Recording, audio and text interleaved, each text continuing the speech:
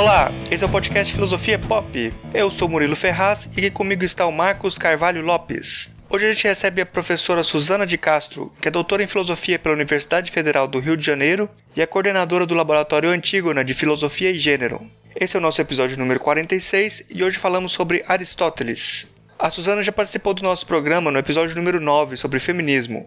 O Filosofia Pop agora tem também canal no YouTube. Inscreva-se no nosso canal para ficar por dentro das novidades. Acesse o link aí no post. Para acompanhar o Filosofia Pop, você pode visitar o nosso site filosofiapop.com.br, que tem, além do podcast, textos sobre diversos assuntos filosóficos e também espaço para você deixar os seus comentários. Nós também estamos no Twitter como @filosofia_pop e no Facebook com facebook.com/podcastfilosofiapop, tudo junto. Mas eu tenho o nosso e-mail que é o contato@filosofiapop.com.br. Para receber os nossos episódios na hora em que forem lançados, você pode assinar o nosso feed no seu celular. No nosso site tem um guia explicando como fazer isso. O Filosofia Pop é um podcast que aborda a filosofia como parte da cultura. A cada 15 dias, sempre às segundas-feiras, a gente está aqui para continuar essa conversa com vocês. Vamos então para a nossa conversa sobre o Aristóteles.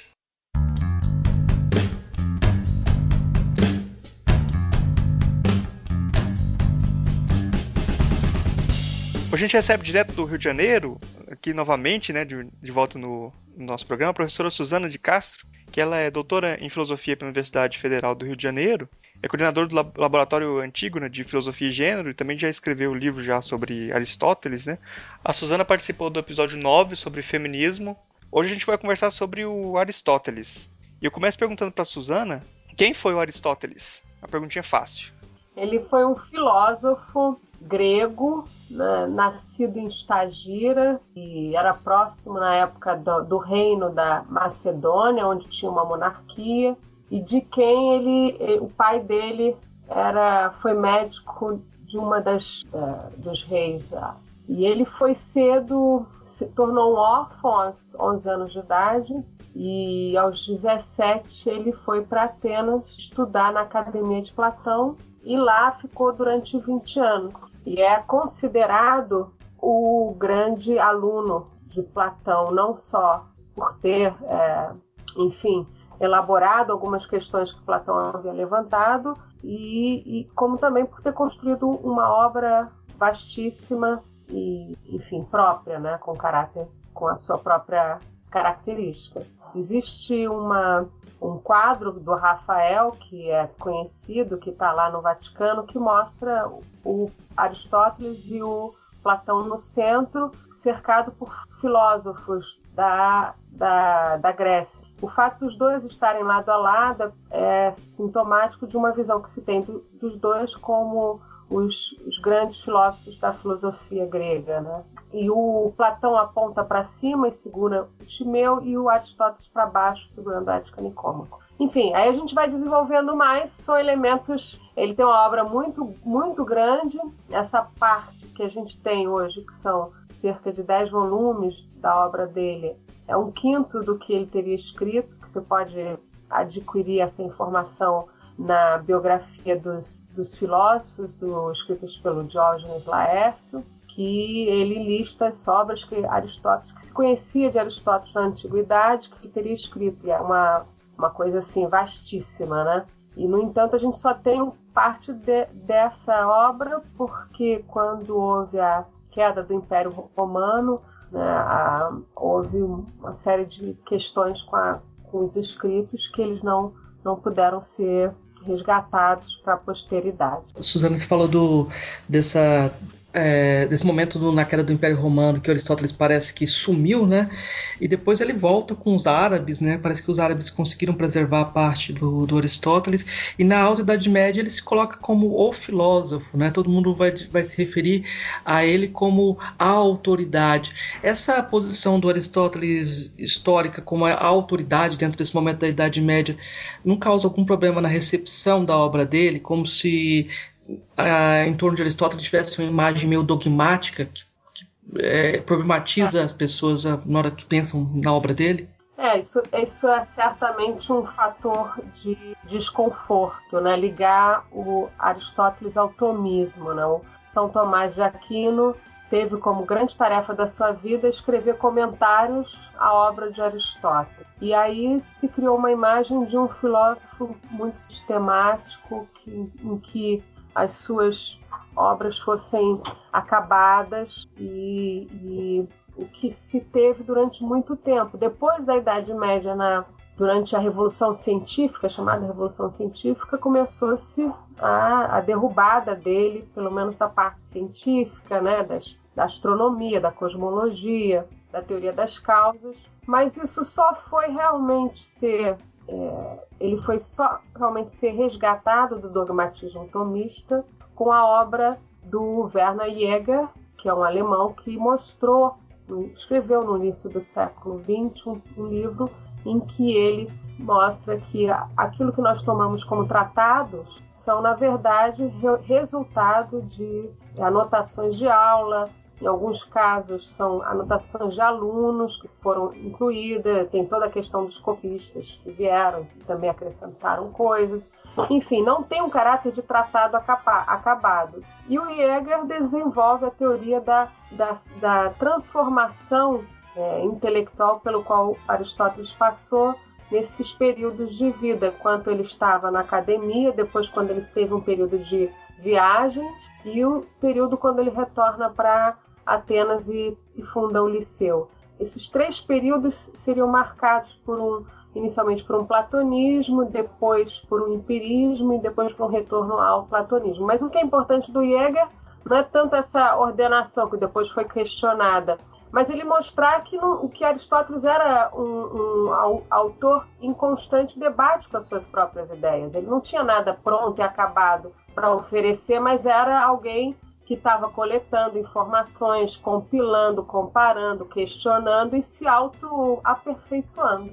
O Aristóteles, você já falou aí que ele ficou 20 anos lá na academia do Platão, né? Ele estudou com o Platão, foi aluno dele, mas dá para dizer que o Aristóteles também, com algumas coisas, ele muda as interrogações assim, essencialistas do que era o Sócrates Platão, para alguma coisa que era sobre questões de causa, para alguma coisa de o algo ser como é, alguma coisa assim. Muda essa a ideia, os questionamentos que Sócrates e Platão faziam? Muda. Eu acho que Aristóteles ele é uma pessoa, né, bastante atenta ao universo intelectual circundante. Então, ao contrário daquela perspectiva dogmática platônica, segundo a qual não há nada de verdadeiro na opinião e todo o fundamento do conhecimento, todo o fundamento ontológico estaria no que nós chamamos hoje dos universais, porque esses seriam eternos e imutáveis, que é uma questão que tem a ver com a herança eleata, né, e da ontologia eleata no pensamento de Platão.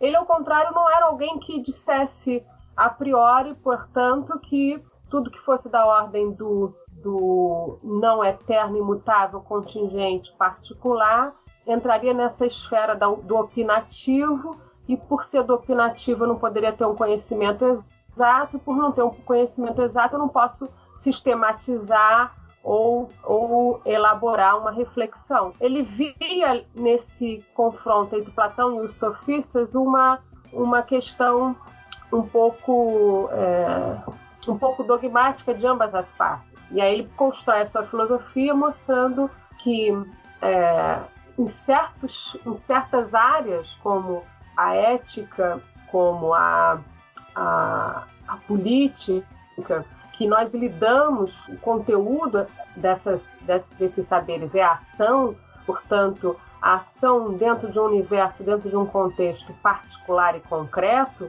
é um pouco inadequado ter uma expectativa de que você tenha uma resposta única para as diversas situações concretas que você lida nas suas ações. Então ele, diferente de Platão, admitia que não há uma compreensão única do que seja o bem, por exemplo, né? Que a grande questão de Platão é que você poderia, independente das ações concretas, saber de antemão, e saber é uma questão também problemática, qual seria o bem ou a verdade adequada. E aí ele vai questionar isso, né? Assim, então, o Aristóteles vai falar que não, o bem ele é múltiplo, ele tem vários sentidos, né? O bem superior é a felicidade. Essa felicidade, para nós que vivemos em comunidade, ela se dá na disponibilidade, na disposição que nós temos de agir na comunidade, fazendo uso não de uma compreensão teórica das coisas, mas de uma compreensão prática. A gente está na comunidade, a gente está no meio de iguais que buscam o bem comum. Essa é uma atividade que nós fazemos constantemente e isso vai aperfeiçoando o nosso caráter.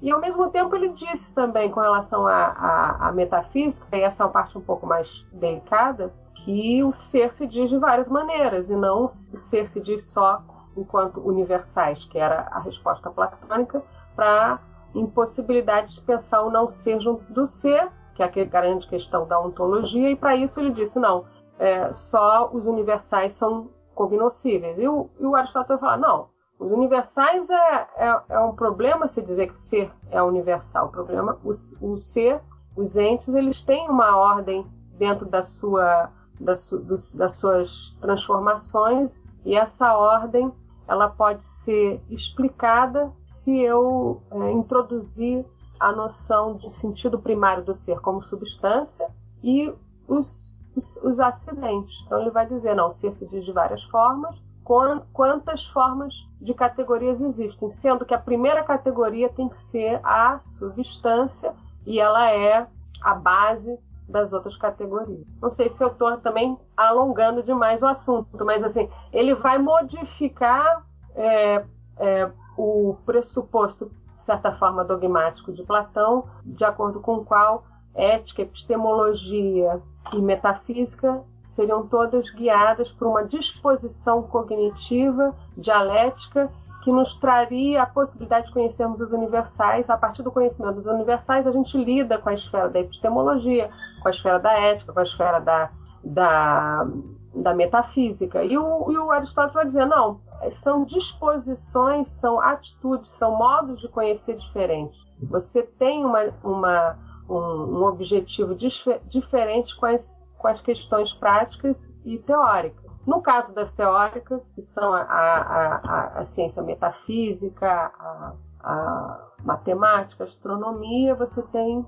um caráter mais universalista, portanto mais contemplativo, mas também não totalmente desgarrado da empiria, né? Porque a metafísica aristotélica, no caso da teoria da substância, ela é atrelada à sua realização enquanto forma na matéria. Enfim. O Aristóteles é assustador, né? Mas eu acho que você, para falar de Aristóteles, você trabalhou a questão da ontologia, trabalhou a questão da ética. Ele é muito vasto, é muito difícil dar conta de tudo ele. Né?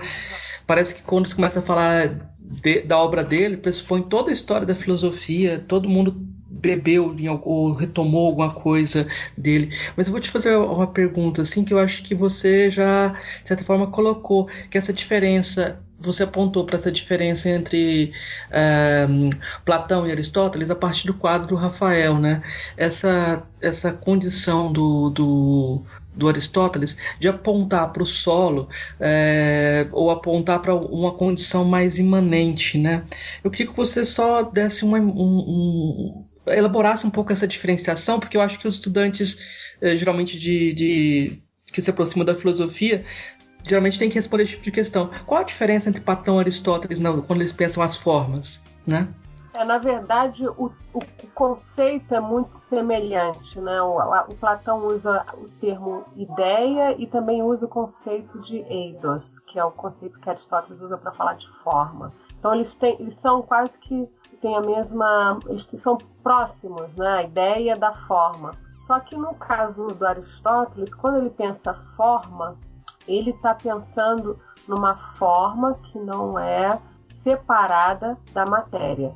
A matéria, para Platão, era, né, o espaço da corrupção, né? A velha dicotomia alma e corpo, né? O corpo como corruptível, decadente, enquanto a alma seria suprassensível e acessa as ideias suprassensíveis, inteligíveis. Aristóteles inverte num certo sentido, porque ele diz, não há imaterialidade possível que não esteja acoplada a uma matéria. É a teoria do composto, né? Aristóteles diz que existe uma mistura entre forma e matéria. Não obstante, ele acredita que a relação entre forma e matéria não é uma relação, digamos, igualitária. Ele ainda acredita que, a despeito dessa dependência que a forma tem para sua a aparição da matéria, ela é algo que tem prioridade. E essa prioridade ela pode ser detectável no sentido da... Assim, ele era uma pessoa que tinha uma visão da biologia, né? Dizem que é um dos fundadores da biologia. Então ele pensava, né, a noção da forma a partir da biologia, enquanto Platão a partir da matemática. Então, para ele, o universo físico, o universo dos seres vivos, demonstra que a forma é o princípio ativo dentro da matéria. E ele vai considerar essa forma, enquanto princípio ativo dentro da matéria, que organiza o crescimento e desenvolvimento da matéria enquanto forma espécie. Aí ele vai fazer essa compreensão de que o que guia as transformações e mudanças, elas não acontecem aleatoriamente, mas elas acontecem porque elas são guiadas por um princípio formal, e esse princípio formal, que é ativo, ele também é a causa final, porque ele vai conduzir o ser até a sua perfeição. Eu acho que dá só pra gente ilustrar essa ideia de forma. Eu gosto muito daquela imagem que a Nussbaum faz da semente, como se a semente contendo a árvore, das potencialidades humanas também, né? Eu não sei, essa imagem ajuda? Ajuda, ele vai dizer que o contingente, ele não é tão contingente. As coisas, as modificações que ocorrem na natureza, elas seguem certos princípios orgânicos, certos princípios vitalistas, que são de uma ordem racional própria da natureza, uma ordem racional da natureza.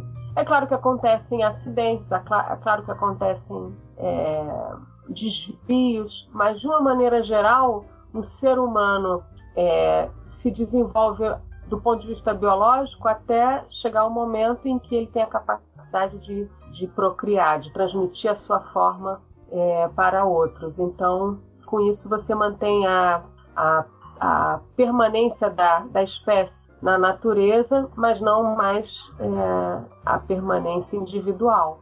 E essa permanência ela vai se dar nessa reprodução das formas através da reprodução biológica. É evidente que, né, considerando a ênfase que ele dá, e Platão, nesse caso, os dois, a importância da nossa compreensão do ser humano como tendo uma função racional que nos distingue dos outros animais, ele vai entender que há algo para além dessa realização, digamos, biológica, né? O ser humano deve realizar essa excelência no uso da sua capacidade de raciocinar teoricamente ou praticamente. Isso é uma coisa que para eles era excepcional. Né? E qual é a função do ser humano, né? Qual é o seu o que é aquilo que o diferencia, né? Eu estou falando aqui ser humano, mas é claro que ele falava homem, né? Ele não estava falando do ser humano de todos os tipos, mas um certo tipo de ser humano, né? Mas para efeitos de explicação, acho que hoje em dia ninguém faria essa diferenciação. Então, o ser humano ele tem, diferente dos outros animais, uma capacidade de abstração e de reflexão muito, muito especial. E se ele não fizer uso dessa capacidade, ele está se distanciando dessa sua, digamos, realização máxima. Isso meio que pode falar, tem a ver assim, aí você me fala se eu estiver errado, né? Porque eu sou aqui o orelha aqui que não conhece, tô meio que aprendendo aqui que eu não conheço nada do Aristóteles. Mas isso tem a ver um pouco com aquela visão assim de que o ser humano seria parte de uma... O homem seria parte de uma engrenagem de que ele já teria alguma coisa que ele seria bom em fazer e que ele deveria fazer aquilo, alguma coisa nesse sentido ou não? Ele tem essa questão da função, né? A função, por exemplo, quando ele pensa na política, nas virtudes próprias ao escravo, próprias às mulheres e próprias às crianças, ele está pensando na função social desses indivíduos dentro da polis. A polis, Estado, é a organização ideal para ele, né? De comunidade em que os objetivos individuais se submetem e subordinam ao objetivo coletivo. O indivíduo não é feliz fora dessa comunidade maior que é a polis. Mas aí ele vai pensar que essa comunidade ela funciona bem na medida em que o homem pode ir para as suas tarefas políticas e deixar em casa a coisa muito bem organizada. Então a função que ele vê como própria da mulher, na verdade, é a função que dentro daquele contexto social e político só caberiam as mulheres cuidar da casa, dos filhos, enquanto eles fossem para os debates, né? E deliberassem sobre as leis. Então, função em Aristóteles é uma coisa que está muito ligada ao que ele compreende como sendo o ideal da organização política, social, em que cada grupo social ocupa uma tarefa específica, né? Então, você vai ter os trabalhadores manuais, você vai ter as mulheres cuidando de casa, você vai ter os escravos, que acreditam que o que eles estão fazendo, que é o trabalho braçal, é o melhor que eles podem fazer da vida deles, porque o chefe, o dono deles, sabe o que é melhor para eles. Então, ele vai tentando justificar um arranjo político extremamente desigual a partir de uma concepção de que o que é o bem maior é essa unidade civil dentro da polis. Então, ele não admite que as pessoas possam estar insatisfeitas. Não sei se você não está me entendendo. A função de cada qual é determinada por quem? Pelo sábio grego, que é um homem, que é alguém que ele considera superior aos outros e que por isso deve ser o legislador. Mas ele não questiona essa estrutura desigual.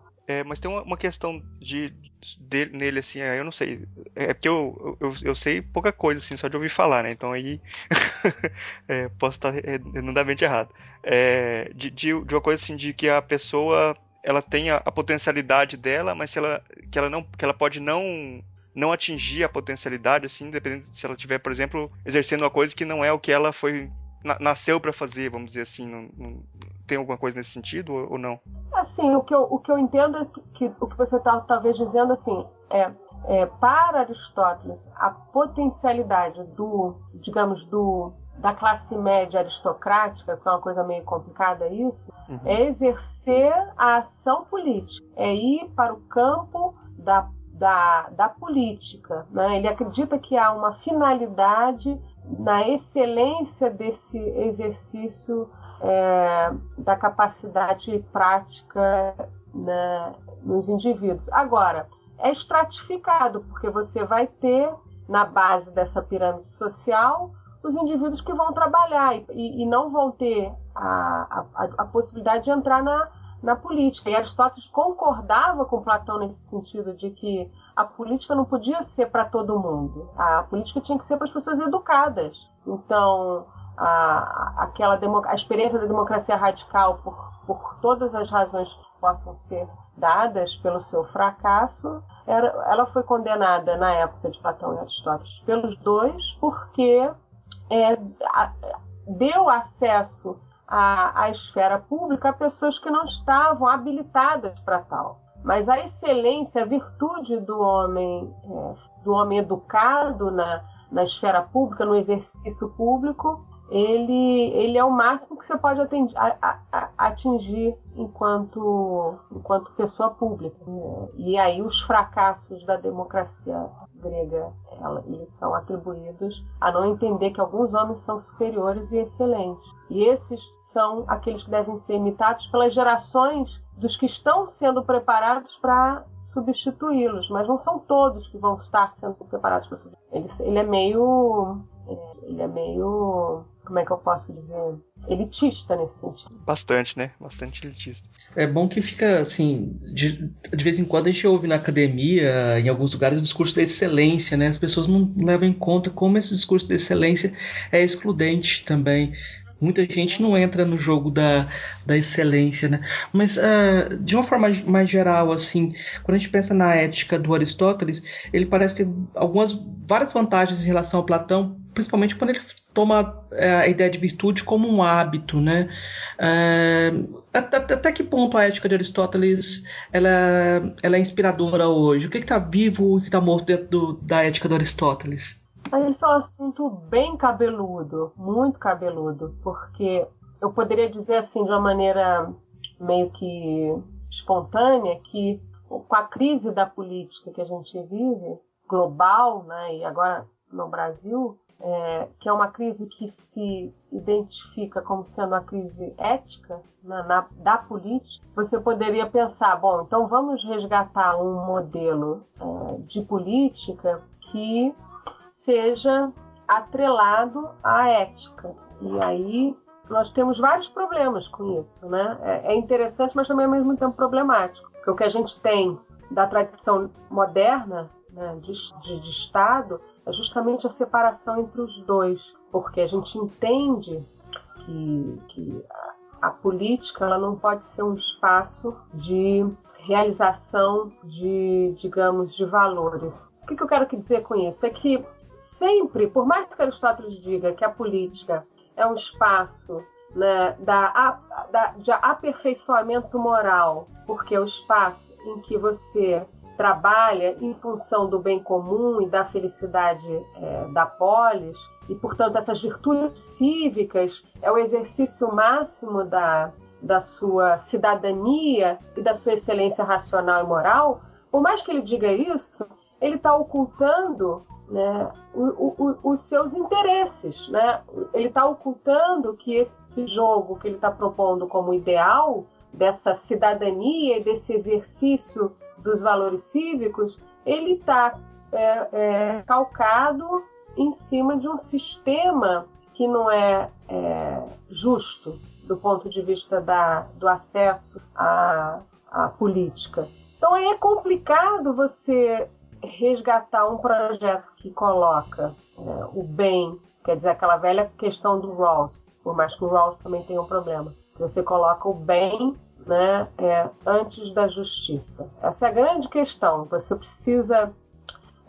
assim, a política é um jogo de forças, e esse jogo de forças, se a gente tentar escamotear em nome de um ideal moral, acaba sempre, como mostra também Nietzsche, favorecendo um determinado grupo. Então, é muito complexo isso. Não sei, eu acho que falar em ética e moral hoje é termos consciência que sempre estaremos falando desde um lugar particular, não no sentido meu, mas particular no sentido dos valores que eu compartilho com um determinado grupo ao qual eu pertenço. Eu considero esses valores melhores, mas eu sei que na esfera da arena política terão outras pessoas com outros valores. Então é assim que eu penso. Eu não sei se ajuda ou não. Mas a noção de hábito, ela é bastante interessante nesse sentido superior, não é uma boa palavra, mas assim, ela é mais rica do que a de Platão, porque Platão, simplificadamente, diria que você, sabendo que aquilo que você vai fazer é errado, você deixa de fazer. Você só faz a coisa errada por desconhecer. Então, o conhecimento seria a solução para todos os problemas. E o Aristóteles não é tão ingênuo, né? Ele diz que não é o conhecer, mas é a ação que diz respeito à ética. E essa ação, ela tem que ter uma parte, que é uma parte natural que você traz, que é a sua capacidade racional ética, mas também tem a questão da formação desse hábito, que é uma formação dentro da sua comunidade, né? Adquirir, saber respeitar as normas morais que são compartilhadas e tentar repeti-las, mesmo que você não compreenda muito bem por que elas são as melhores.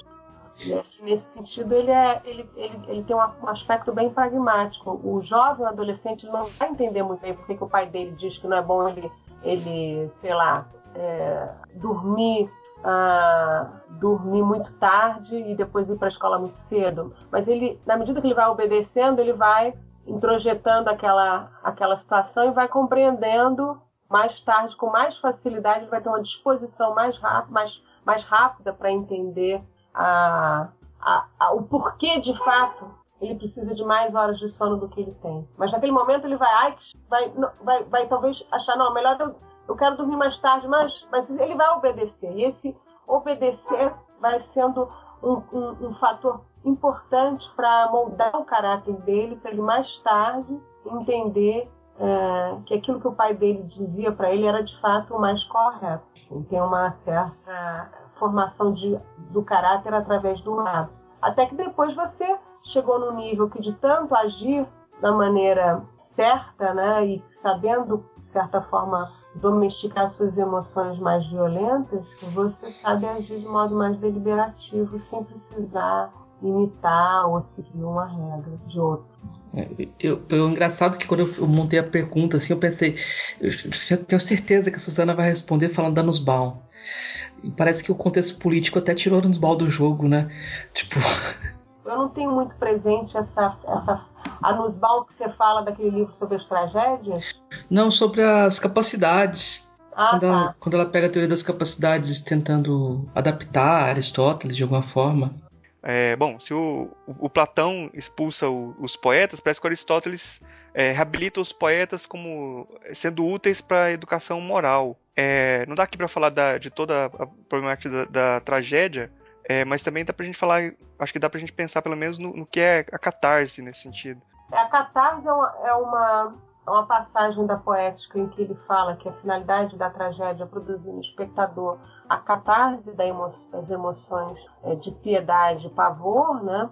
E é uma frase muito sucinta, mas que gera muita reflexão e muito questionamento. De qualquer forma, só para fazer essa menção rápida, assim, Aristóteles mais ou menos aceitou o desafio de Platão, que é mostrar qual seria a utilidade dos poetas para a cidade, né? E ele escreve a poética mostrando que os poetas eles poderiam ter um lugar na cidade porque eles estavam ali a poesia dramática, ela tem uma finalidade, eu não diria tanto educacional, mas muito mais talvez emocional, não sei se o termo mais correto praticamente tem a ver com a noção de catarse, né? Porque quando ele fala catarse vem do vocabulário médico, né? E era uma das formas de cura, né? Você purificar o corpo de certos males, de certas, sei lá, febres, né? Você faz, sei lá, algum tipo de tratamento que te limpa daquilo. Então é nesse sentido, catarse é te limpar daquilo.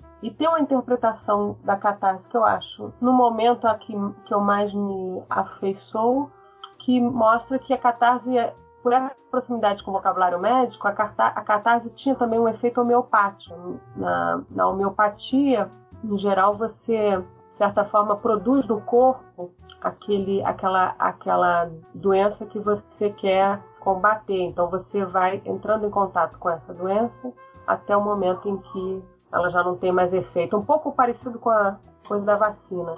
Então a catarse seria um modo como o espectador vai homeopaticamente se purificando de certas emoções violentas. Mas a gente tem que pensar no significado da compaixão e no significado do pavor, né? E aí a gente pensa por que isso é interessante purificar, né, homeopaticamente, né, os cidadãos atenienses, e aí tem cidadão ateniense como homens nascidos de pais e mães atenienses e livres nesse sentido. Por que para eles era interessante purificados desses dois sentimentos? E aí nós temos que pensar no que era o paradigma da boa cidadania grega, né? do paradigma do homem grego. Parece que Aristóteles, nesse sentido, concordaria com Platão de que você precisa de homens corajosos e homens que não se intimidam, né, diante da dor do outro, e por isso é preciso que eles se libertem dessas emoções um tanto quanto femininas, como a compaixão e o pavor e o medo, para que possam atuar de forma corajosa enfim. Mas aí tem vários elementos complicadores. A eliminação da compaixão é bastante complicado. Isso, você tem uma peça como Filoctetes, do Sófocles, em que a noção central é a noção da compaixão. Como é que você lida com isso? A compaixão está o tempo todo muito presente nas tragédias. E o pavor é uma emoção que tem um caráter extremamente... O medo, né? Ele tem um caráter extremamente importante para organizar as nossas ações, né? O medo, ele não pode te paralisar, mas também, ao mesmo tempo, ser extremamente destemido, sem avaliar os riscos, pode te levar à destruição. Então é isso. Quando você falou agora da tragédias, nisso quando você falou do medo, eu lembrei que a gente não falou da noção de prudência, né? Eu acho que fica problemático a gente falar de Aristóteles, não explicar, tentar dar pelo menos uma noção do que é para ele essa noção de prudência, como ela é importante para Aristóteles. Ele tem essa visão de que nós temos virtudes intelectuais e virtudes éticas, né? As virtudes éticas são essas que a gente já conhece, né?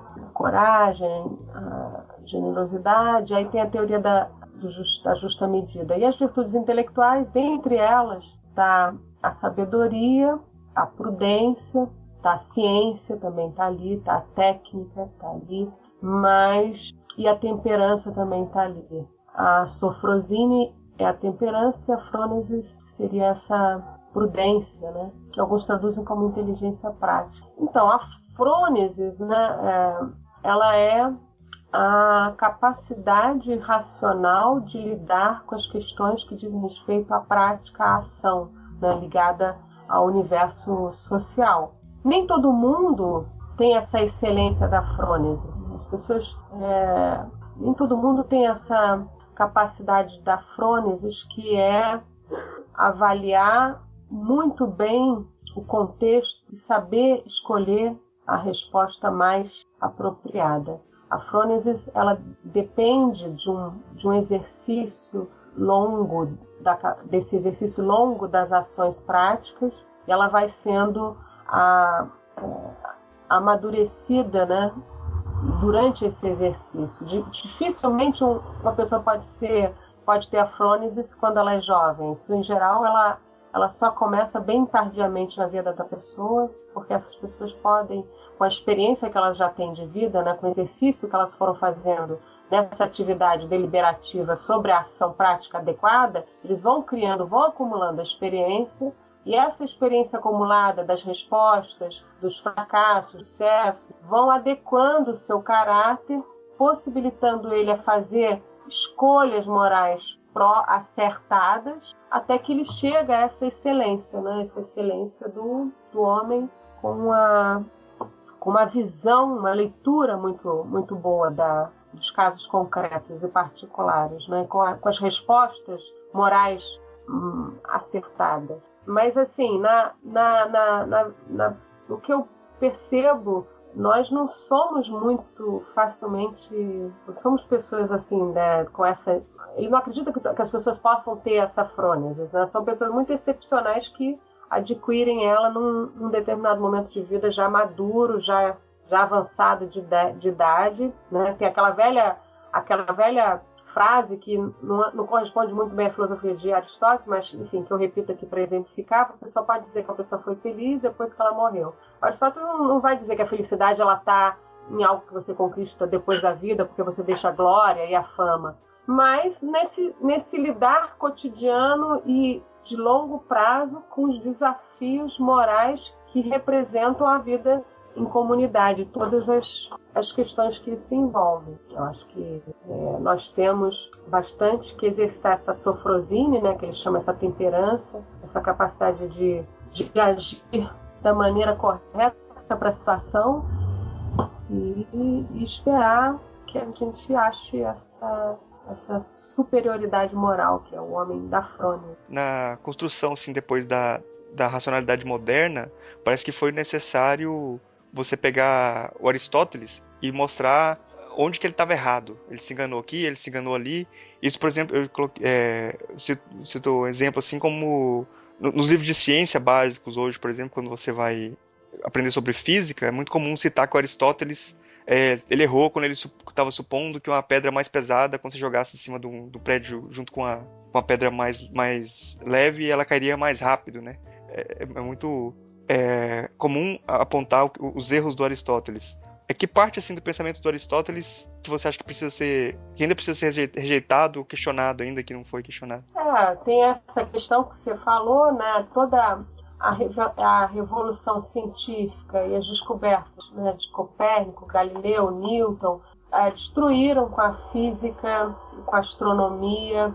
Ele era um homem do seu tempo sem esse acesso às ferramentas que depois a modernidade foi descobrindo. Então, acho que ele é aquele cara que, a despeito dessa crítica, ele foi um cara que trouxe o método científico, o pensamento empírico, né, a investigação detalhada, né? Isso é uma coisa que a gente ganha dele, é uma herança para a civilização de uma maneira geral. Agora, o que a gente ainda pode discutir com relação a Aristóteles é um pouco essas questões da compreensão da unidade da polis como sendo a perfeição, e essa perfeição ela depende de uma compreensão equivocada que ele tem, né, e as mulheres não sejam aptas ao exercício da política por lhes faltarem uma capacidade de excelência moral, né? Elas teriam essa impulsividade, portanto não teriam essa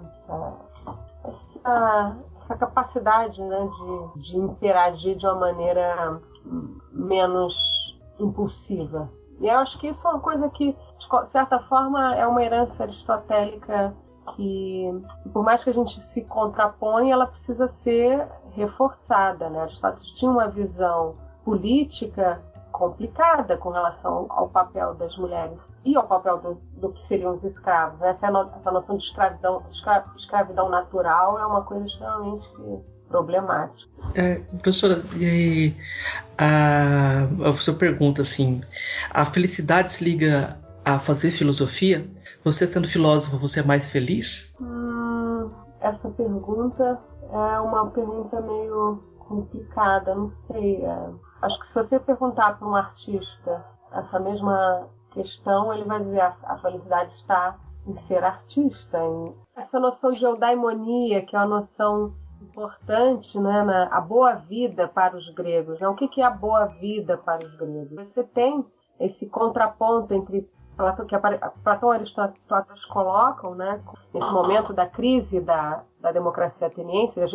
A Grécia tinha perdido, né, Atenas tinha perdido a guerra do Peloponeso. Você tinha um momento de crise na sociedade que refletia uma crise de valores, uma crise educacional também, e Platão e Aristóteles defendiam um resgate de uma noção de boa vida que não fosse a boa vida da riqueza, a boa vida da honra, mas que fosse uma boa vida voltada para a filosofia, que é uma...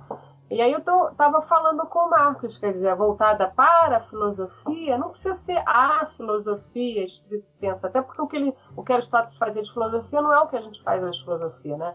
Ninguém faz a pesquisa que ele fazia, a pesquisa empírica que ele fazia, a pesquisa de... Tem uma obra dele que é uma coletânea de constituições gregas, que só restou a obra Constituição de Atenas. Então era um cara que tinha uma ânsia de saber e de pesquisa extraordinário. Não é diferente do modo de fazer filosofia, mas enfim, o que eles estavam falando é que a vida boa, né, muito uma dinâmica também socrática, a vida boa, ela não está, né, nos meios, mas ela está naquilo que você faz.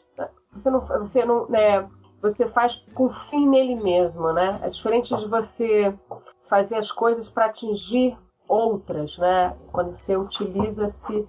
A felicidade você quer ela por ela mesma, enquanto as outras promessas de felicidade elas não se bastam a si mesmas. E aí ele faz essa diferenciação, e eu acho que o que ele quer dizer com isso é que você, se você for, vou estudar filosofia para ter sucesso nas minhas paqueras, vou estudar filosofia para ganhar uma bolsa de estudo. Se você começa a colocar as coisas nesses termos, você se distancia de um possível prazer que você possa ter com a atividade filosófica. Eu acho que isso vale para qualquer coisa. Se você busca a felicidade numa atividade de trabalho, numa atividade produtiva, ela é importante que esse seu fazer artístico, seu fazer filosófico, ele seja algo que você faz independente do que você vai ganhar com isso.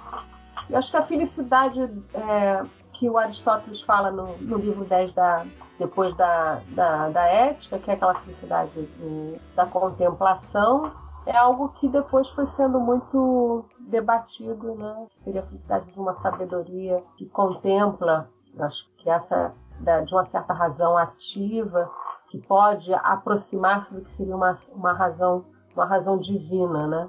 Acho que ela é muito distante, que seria a felicidade propriamente da boa vida na polis, que implica num certo reconhecimento da importância da amizade, num reconhecimento da importância de você ter uma certa infraestrutura básica de apoio, né? Que implica família, implica base econômica.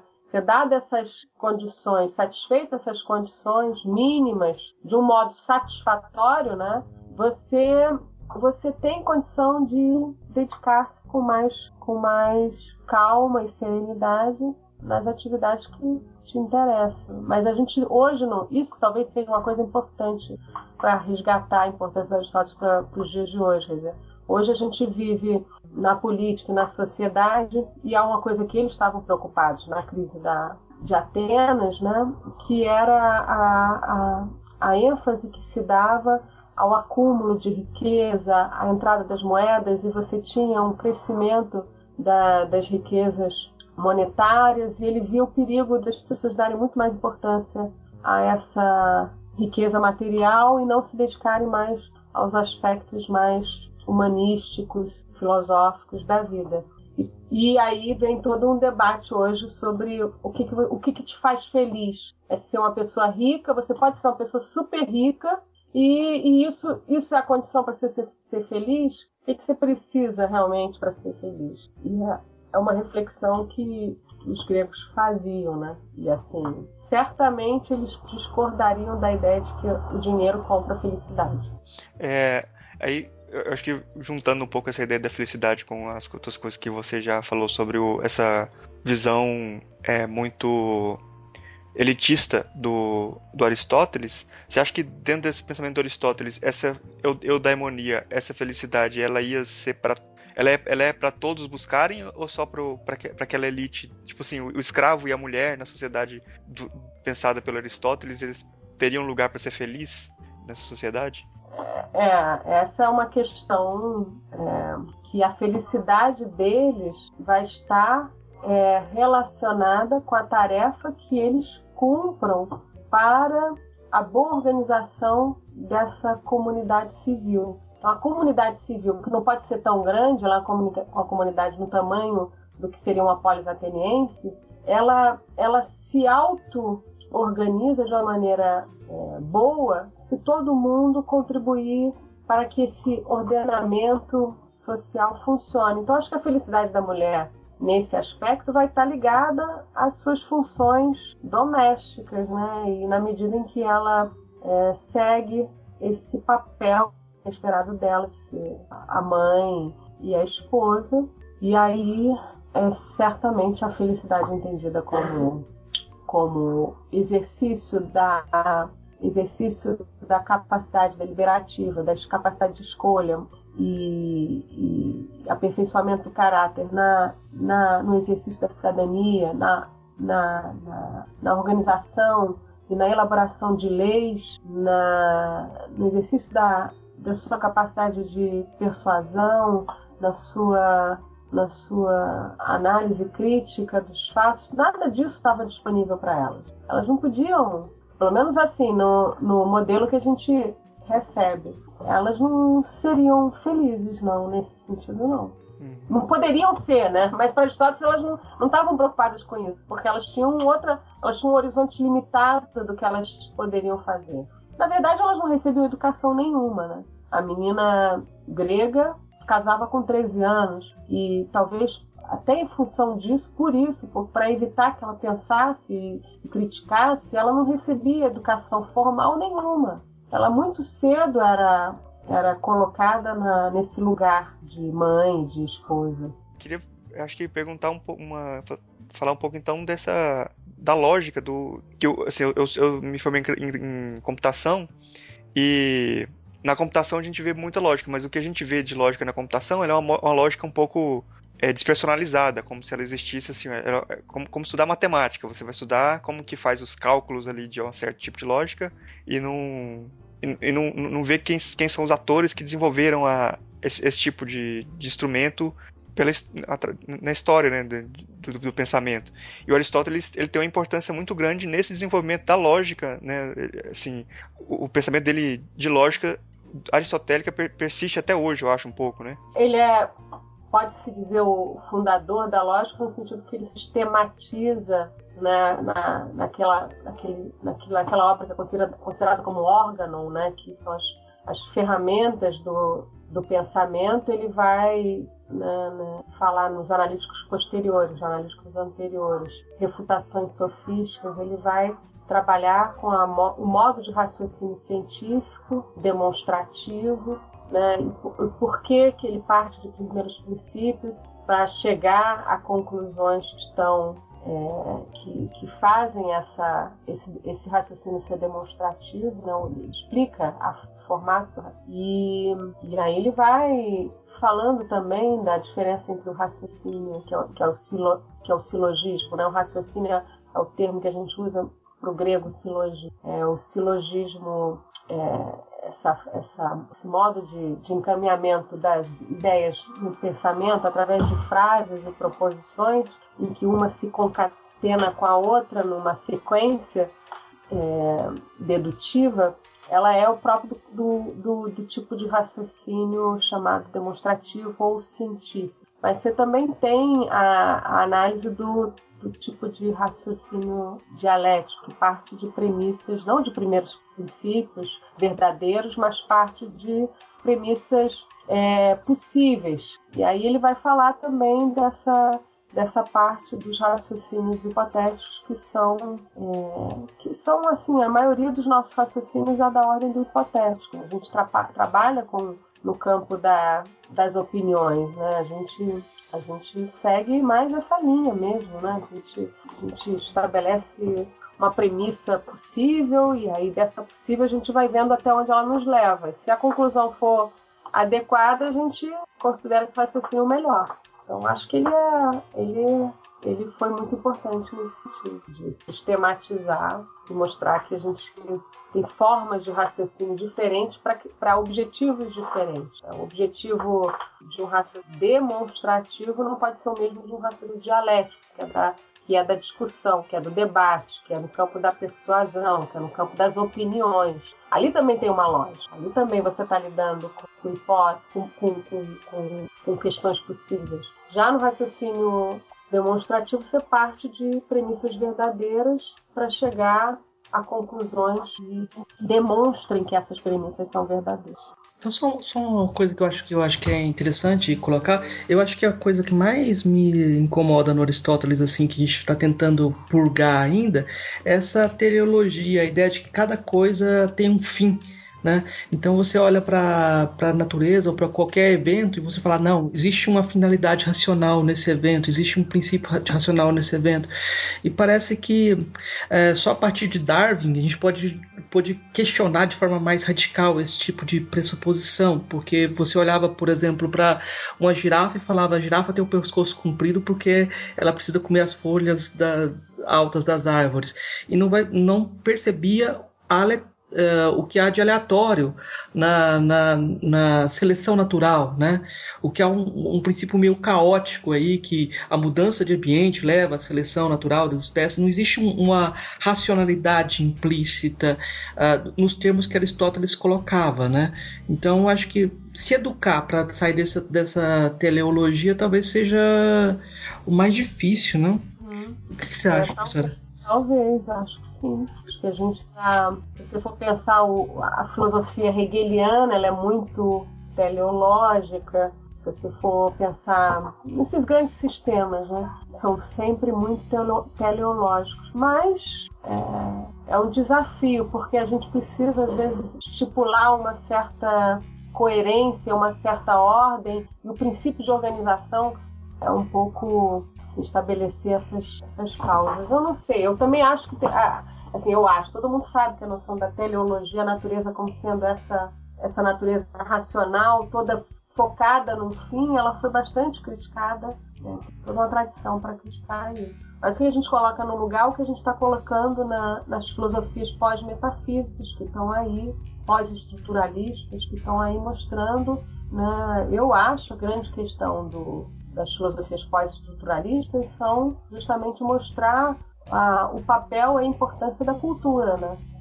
O quanto a teoria ela também é fruto da cultura, então ela serve a interesses dependendo da matriz cultural que você está inserido. Acho que essa é a grande sacação que a gente pode dizer hoje, que faz que abala esse modelo racional do Aristóteles. Que, de certa forma, existem fins diferentes. Os fins universais que a gente pressupunha talvez não sejam tão universais assim, né?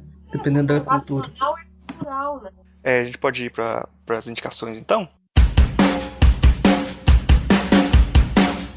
Suzana, você trouxe alguma coisa para indicar para os ouvintes aí sobre o assunto? Sobre Aristóteles, indico a leitura de 2 livros meus, que foram lançados em 2008 pela editora Contraponto, aqui do Rio de Janeiro.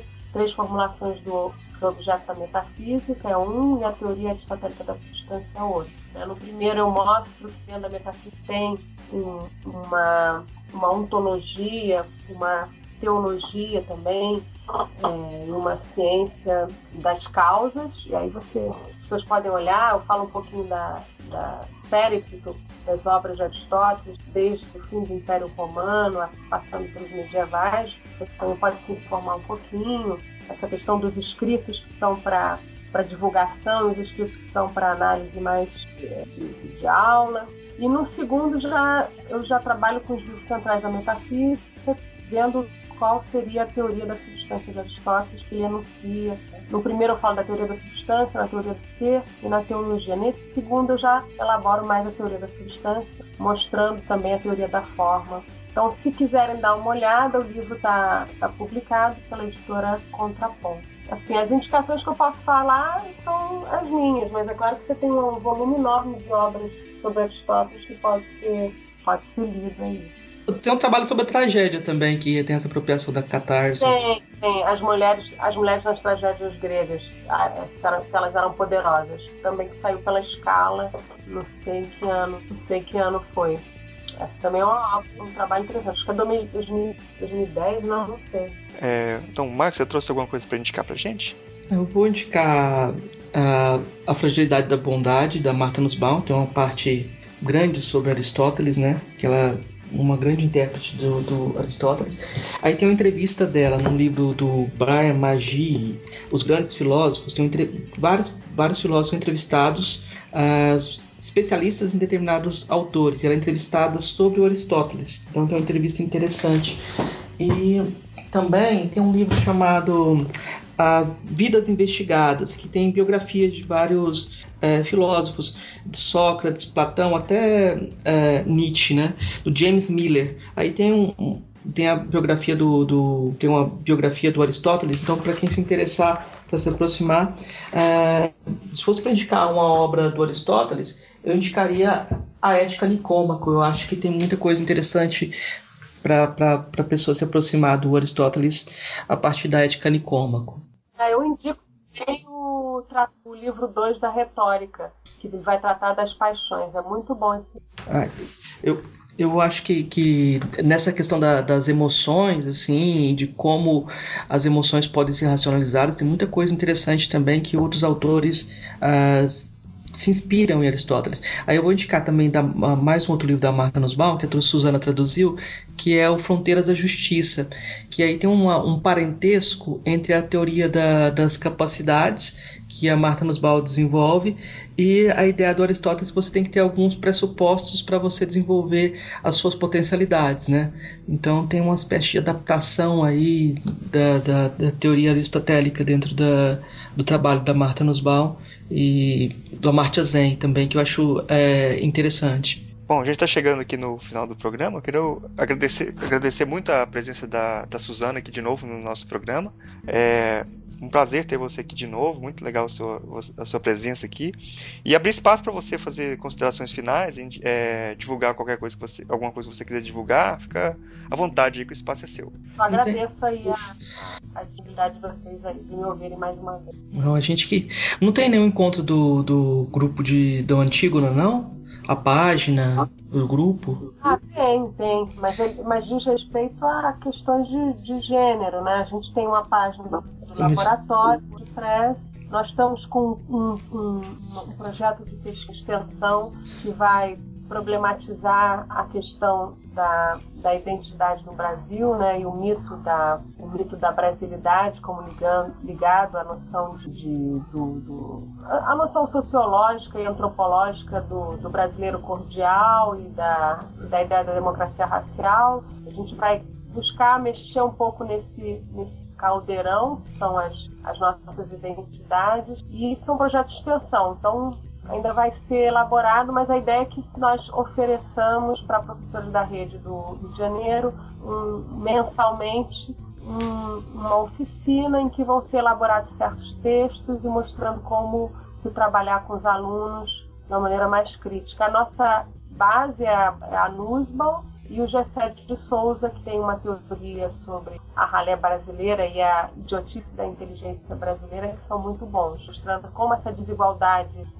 social do nosso país, ela é algo que nos marca muito mais que a nossa tradição ibérica. E tem raízes na nossa escravidão. E aí a gente vai trabalhar com essas identidades, né, buscando um pouco a noção da interseccionalidade dos feministas de terceira onda, mostrando que a gente tem que partir de uma compreensão de identidade que seja plural e não excludente. E aí trabalhar com a noção de empatia da Martha Nussbaum e mostrar, dado essa complexidade, né, de um jogo de identidades em que uma majoritária quer sempre se impor sobre a outra, tornando as outras civilizadas, como que a gente faz para ultrapassar essas barreiras sociais, de classe, de raça, de gênero, que nos impedem de reconhecermos-nos enquanto uma sociedade plural, diversa. E a gente está sempre submetido a um paradigma identitário que é opressor, porque corresponde a uma noção de brasilidade. Mas esse projeto ainda está em andamento. Mas se vocês quiserem divulgar ele aí, eu acho que é um projeto... Eu achei bem legal, porque você falando dele, até o seu tom já mudou, assim. É bem curioso, né? Falando de Aristóteles, a gente está falando do filósofo morto. Parece que esse projeto tá bem mais vivo, assim, né? Então é bem curioso. O engajamento, assim, né? Eu acho muito interessante. Bom, agradecer muito a presença da professora Suzana. A gente vai encerrando aqui o programa. Até a próxima que a gente puder contar com você, Suzana. Até a próxima. Até a próxima para vocês. Abraço. Abraço, obrigado.